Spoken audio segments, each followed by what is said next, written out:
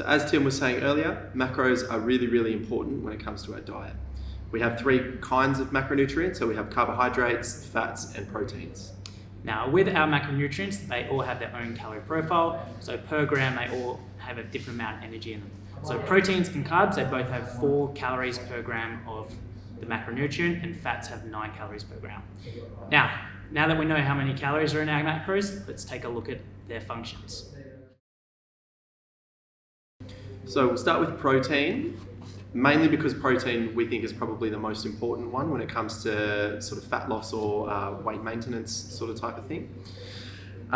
So the main function of protein is to build or recover tissues that have been broken down. So for example, when we do exercise and we're trying to recover from that and rebuild our muscles, proteins are the things that are doing that for us. So some examples of this is going to be your animal proteins, so red meats, poultry, fish, eggs, things like that. And we've also got your sort of vegetarian, vegan-friendly ones as well, being like your beans, lentils, and soy.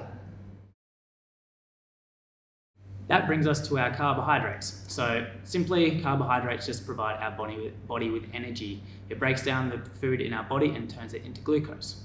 That's all there is to carbs. Now we're going to move on to our fats.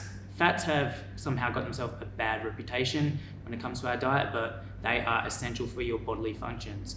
Now, fats also provide you with energy as well as insulation to your body, and also helps you produce your hormones. Now remember, there are good and there are bad fats. So the good fats are the monounsaturated and the polyunsaturated fats, and the bad fats are the trans fats and the saturated fats. Now, when you're looking to eat or introduce fats into your diet, you obviously want to stay away from those bad fats. If you're eating too many of those, it can bring up the bad cholesterol in your body, which can lead to stroke, stuff like that. And the good fats can actually decrease those cholesterol levels.